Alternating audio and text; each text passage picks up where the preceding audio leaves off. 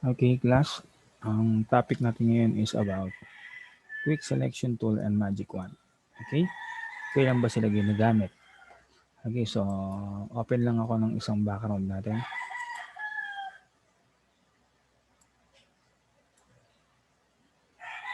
Okay, let's see. Ito yung aking background. Okay, meron akong background. So, open naman po tayo ng isang object natin. Okay, for this example, ito po yung aking object. Yan. So, ang gagawin po natin is ililipat po natin tong picture na to. Hindi po kasama yung background. Kasi pag nilipat lang po natin to sa background na to, ang mangyayari po is hindi siya magandang tingnan kung buong picture mo ilalagay. So, kailangan natin burahin tong background na to using the quick selection tool. Okay. So, punta po tayo sa pictures na ating inopen. So, you can use po yung ating quick selection tool or magic background. What's the difference between the two? Pag quick selection tool ang ginamit ninyo, mano-mano nyo siyang idadrag hanggang sa makuha nyo yung selection nyo. So, medyo mahirap. Hindi siya ganun ka-accurate. So, ginagamit itong tools na to, itong dalawang tools na to, kung ang background nyo is solid color. Okay, maliwanag yun kung ang background nyo is solid color. Okay, so deselect muna natin, right click, deselect. So gamitin muna natin yung magic wand. Okay, ang magic wand pag kinlik mo sa solid color, lahat sa background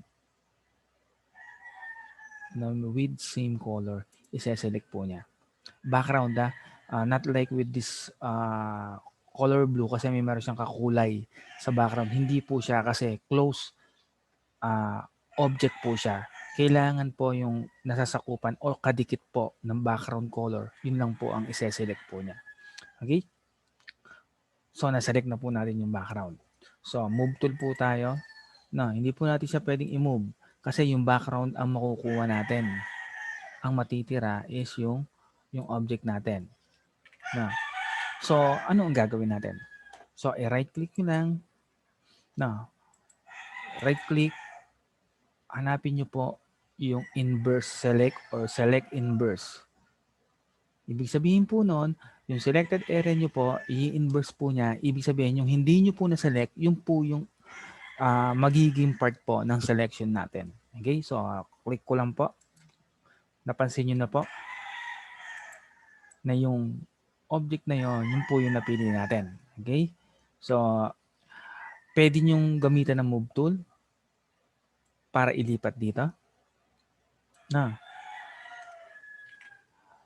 Or pwede nyong i-right click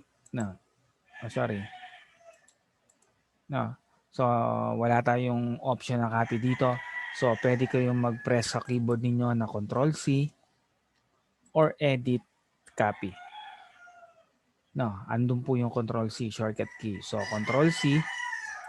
Control-C. Punta tayo sa pictures na to.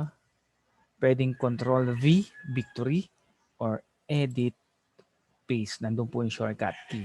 Control-V. Select po natin. So, nandun na po yung picture natin. Move tool lang po tayo para ma-resize po natin. Control T for pre-transform. Ayun na po yung object po natin. So, nailagay na po natin ng malinis na malinis po yung selection po natin. Open po ulit tayo ng another picture kung possible po na.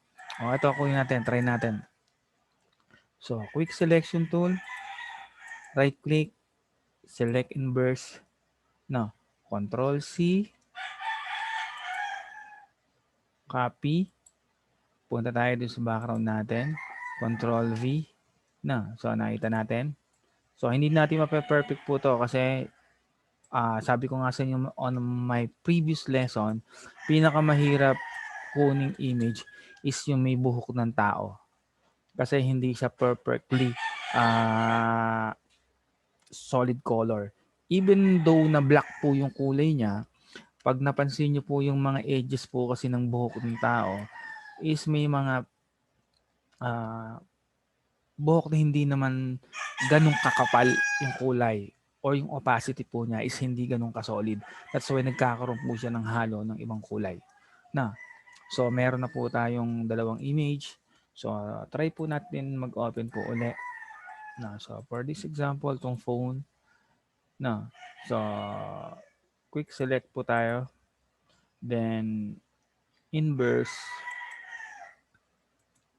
Then pwede nyo i-move na. Kung gusto nyo i-move na ganun. Sorry. Inverse ko na pala.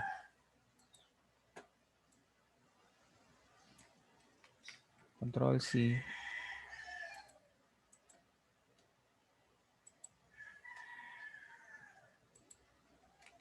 Control B.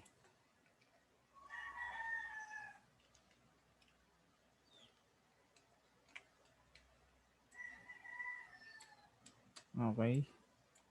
Or pwede rin naman tayo dito, no? Pag na-move tool natin. Okay. So, pag i-move nyo na gano'n, kailangan naka-move tool kayo. Hindi dapat naka-quick selection tool. Okay? Para mag-take effect po yung movement natin. Na. So, yun lang po kung paano gamitin natin yung ating quick selection tool at magic wand po. Okay? So, mag-upload po ako ng exercise ninyo sa Google Classroom. Then, para meron tayong exercise for the week. No, especially yung St. Thomas na hindi ako nakapag-lesson on Monday kasi holiday. Okay? So, thank you very much.